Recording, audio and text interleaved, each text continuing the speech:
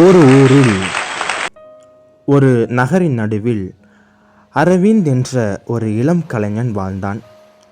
அவன் வாழ்க்கையில் அர்த்தத்தை தேடிக்கொண்டிருந்தான். வாழ்க்கை எதை பற்றியது, அதனுடைய அர்த்தம் என்ன என்று அந்த அர்த்தத்தை அவன் தேடிக்கொண்டிருந்த நேரத்தில் அவனுக்குள்ளாக பல சந்தேகங்கள் வருகிறது. ஏன் நாம் பிறக்கிறோம், எதற்காக நாம் வாழ்கிறோம், இறுதியில் நாம் எங்கு செல்கிறோம் என்று தெரியாமல் அவனுக்குள்ளாகவே அவன் புலம்பிக் கொண்டிருந்தான். ஒரு நாள் அவன் தனது ஐயங்களை தீர்க்க வேண்டும் என திட்டம் செய்து ஒரு பெரிய பயணத்தை ஆரம்பித்தான். அவன் 3 பேரிடம் சென்று பதில்களை தேடி வந்தான். முதலில் ஒரு வியாபாரியை அவன் சந்திக்கிறான். புகழ்பெற்ற ஒரு வியாபாரியை அவன் சந்தித்து அவரிடத்தில் அவன் கேட்கிறான், நீங்கள் வாழ்க்கையில் வெற்றி பெற்றீர்கள், அதற்கு காரணம் என்ன என்று வியாபாரியிடத்தில் கேட்கிறான். வியாபாரியோ சிரிக்கிறார். வாழ்க்கை என்பது வியாபாரம் போலதான், வாங்கவும் விற்கவும் தெரிந்தால் நீ வெற்றியடைவாய், லாபமே வாழ்க்கையின் நோக்கம் என்று அரவிந்திடத்தில் அந்த வியாபாரி மிக அழகாக கூறுகிறார். அரவிந்த் நிதானமாக கேட்டான், அந்த லாபம் உங்களுக்கு நிலைத்ததா என்று. வியாபாரிக்கு என்ன சொல்வது என்று தெரியாமல் அவர் அமைதியாக நின்றார். அவர் முகத்தில் ஒரு வெற்று புன்னகை தோன்றியது. அரவிந்த் இதற்கு மேல் இவரிடத்தில் எந்த பதிலையும் நாம் எதிர்பார்க்க முடியாது என்று தெரிந்து கொண்டு வேறு வழியை தேடி அவனுடைய பயணத்தை அவன் தொடங்கினான். அப்பொழுது தவசு சித்தர் ஒருவரை அரவிந்த் சந்திக்கிறான்.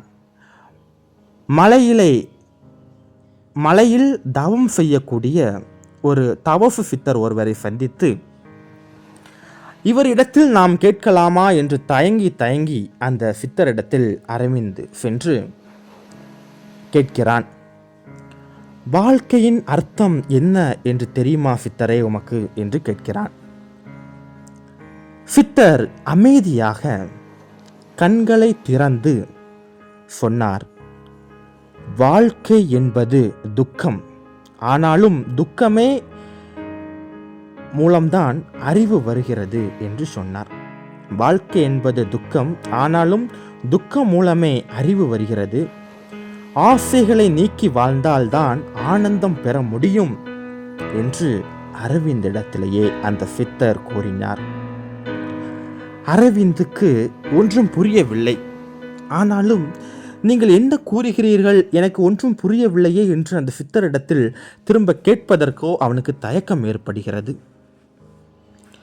உடனடியாக அரவிந்த் அந்த சித்தரை வணங்கி அந்த இடத்தில் இருந்து செல்கிறான். ஆனால் அவன் உள்ளம் இன்னும் சந்தேகமாகவே இருக்கிறது. ஏனெனில் அவனுக்கு பழகுகின்ற இந்த உலகையும் மனதையும் விட்டுவிட முடியவில்லை. என்ன செய்வது என்று தெரியாமல் அரவிந்த் அவனுக்குள்ளாகவே புலம்பிக் கொண்டு மனதளவில் அவன் இதற்கு ஒரு நிரந்தரமான ஒரு விடை இல்லையே என்று புலம்பிக் கொண்டு அவனுடைய பயணத்தை அவன் தொடங்குகிறான். தனக்குள் இருக்கக்கூடிய அந்த குழப்பத்தை யாரிடம் கூறுவது, யாருமே எனக்கு சரியான பதிலை அளிக்க மாட்டேங்கிறார்களே என்று அவன் என்ன செய்வது என்று தெரியாமல் அவனுக்குள்ளாகவே அவன் புலம்பிக் கொண்டு அவனுடைய பயணத்தை அவன் தொடங்குகிறான். தனக்குள் குழம்பியவாறே செல்லும் அவன் ஒரு பெரிய மரத்தை அடைகிறான். அந்த மரத்தின் இடத்திற்கு சென்று அங்கு இருக்கக்கூடிய நிழலில் அமர்ந்து ஓய்வெடுக்கிறான். மரத்திடம் பேசுவது போல் அவன் கேட்கிறான், வாழ்க்கையின் அர்த்தம் என்ன, வாழ்க்கையின் அர்த்தம் என்ன, வாழ்க்கையின் அர்த்தம் என்ன என்று அந்த மரத்தினிடம் கேட்பது போல் அவன் கேட்கிறான். காற்று மெதுவாக மரத்தின் இலைகளை அசைத்தது. அப்போது அரவிந்த் உணர்ந்தான், மரம் பிறக்கிறது, நன்றாக அது வளர்கிறது, அது அனைவருக்குமே அது நிழல் தரக்கூடியதாகவும் இருக்கிறது, அது நல்ல பழங்களை தரக்கூடியதாகவும் இருக்கிறது, அது மட்டுமின்றி பூத்தும் விடுகிறது, மறுபடியும் மரமானது உதிர்கிறது.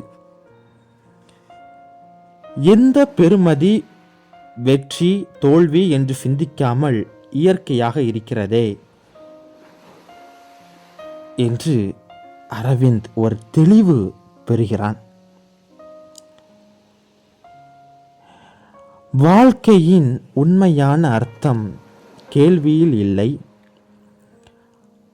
மாறாக வாழ்வில் உள்ளது, நாம் கொடுப்பதில், உணர்வதில், வளர்வதில் உள்ளது என்று அவன் ஒரு தெளிவை அந்த இடத்தில் அவன் அடைகிறான்.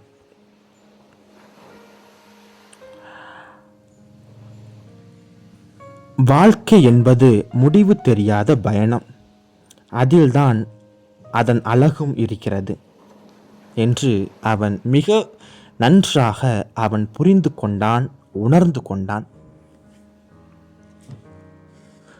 வியாபாரி இடத்திலேயே அவன் முதலில் கேட்டான். வியாபாரி இடத்தில் அவனுக்கான பதில் அவனுக்கு கிடைக்கவில்லை. சித்தரிடத்திற்கு சென்றான். சித்தரும் சரியான ஒரு பதிலை அவனுக்கு கூறவில்லை. அவர் கூறிய பதிலும் அவனுக்கு திருப்திகரமாக இல்லை. மூன்றாவதாக மரத்தடிற்கு சென்ற அவன் மரத்தினுடைய நிழலில் அமர்ந்து கொண்டு சற்று யோசித்த போதுதான் அவனுக்குள்ளாக இவை தோன்றியிருக்கிறது. ஆகவே அரவிந்த் இப்பொழுது தெளிவடைந்து விட்டான். வாழ்க்கை என்பது எதுவும் நிரந்தரமில்லாத ஒன்று என்று அவன் ஒரு தெளிவை அடைகின்றான்.